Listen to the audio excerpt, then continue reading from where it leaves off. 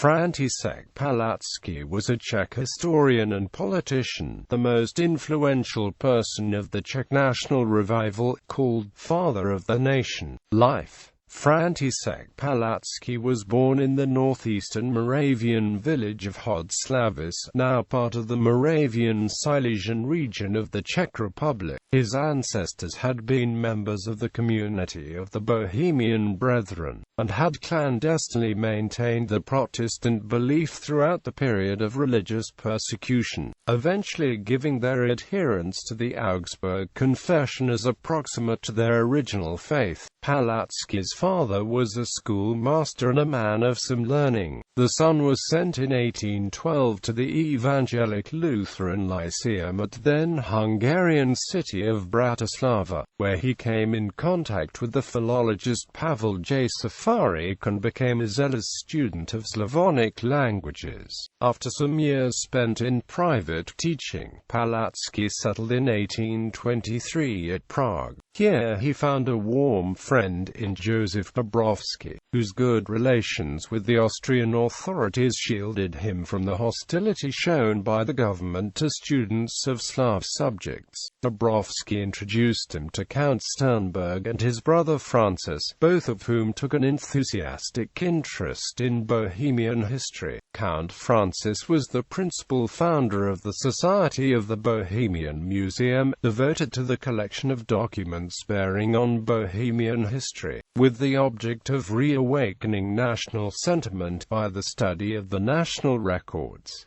Joining of Czech national movement. Public interest in the movement was stimulated in 1825 by the new Časopis Českého muzea, of which Palacký was the first editor. The journal was at first published in Czech and German, and the Czech edition survived to become the most important literary organ of Bohemia. Palacký had received a modest appointment as archivist to Count Sternberg, and in 1829 the Bohemian Estates sought to confer on him the title of historiographer of Bohemia, with a small salary, but it was 10 years before the consent of the Viennese authorities was obtained. Meanwhile, the estates, with the tardy assent of Vienna, had undertaken to pay the expenses of publishing Palacký's capital work, Dějiny národů Českého Vyšetřovací Morav. This book, which comes down to the year 1526 and the extinction of Czech independence, was founded on laborious research in the local archives of Bohemia and in the libraries of the chief cities of Europe,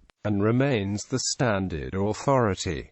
The first volume was printed in German in 1836, and subsequently translated into Czech. The publication of the work was hindered by the police censorship, which was especially active in criticizing his account of the Hussite movement. Palacký, though entirely national and Protestant in his sympathies, was careful to avoid an uncritical approbation of the reformers' methods, but his statements were held by the authorities to be dangerous to the Catholic faith. He was compelled to cut out parts of his narrative and to accept as integral parts of his work passages interpolated by the censors. After the abolition of the police censorship in 1848, he published a new edition, completed in 1876, restoring the original form of the work. The fairest and most considerable of Palacký's antagonists in the controversy aroused by his narrative of the early Reformation in Bohemia was Baron Helfert, who received a brief from Vienna to write his Hussite Hieronymus to counteract the impression made by Palacký's history.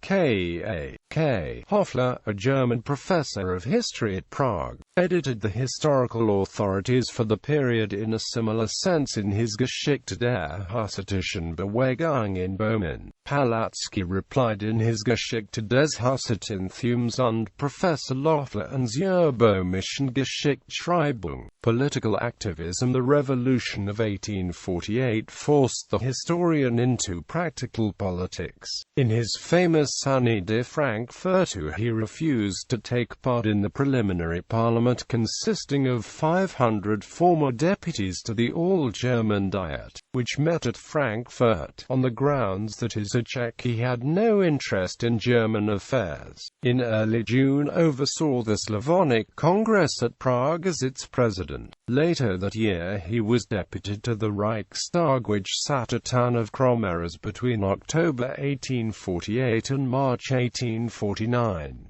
He was at this time in favor of a strong Austrian Empire, which should consist of a federation of the southern German and the Slavonic states, allowing the retention of their individual rights.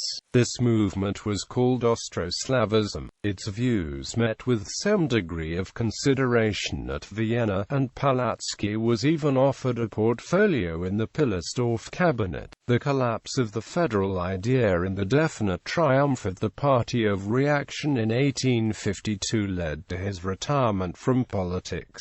After the liberal concessions of 1860 and 1861, however, he became a life member of the Austrian Senate. His views met with small support from the Assembly, and with the exception of a short period after the decree of September 1871, by which the Emperor raised hopes for Bohemian self-government, he ceased to appear in the Senate from 1861 onwards. In the Bohemian Diet he became the acknowledged leader of the Nationalist Federal Party. He sought the establishment of a Czech kingdom that should include Bohemia, Moravia and Silesia, and in his zeal for Czech autonomy he even entered into an alliance with the conservative nobility and with the extreme Catholics. He attended the Panslavist Congress at Moscow in 1867. He died at Prague on 26 May 1876. Legacy. Palacký is considered as one of the three fathers of the nation, the first being the King of Bohemia and Holy Roman Emperor Charles IV. The second is František Palacký, and the third is President of Czechoslovakia Tomáš Garrigue Masaryk. Various individuals like to emphasize one over the other. As to historians, none have surpassed his history of Bohemia except when they have focused on a narrower time period. Even these have been directly or indirectly influenced by his work. Works: Werdegang der alten böhmischen Geschichtsschreiber, dealing with authors of many of whose works were then inaccessible to Czech students. Dějiny národů Českého v Moravii, 1836–1867. Archiv Český. Erkundlich Betrachtung Geschichte des Hussitenkriegs. Documenta Magistri Johannes Husvitum, Doctrinam, Causant.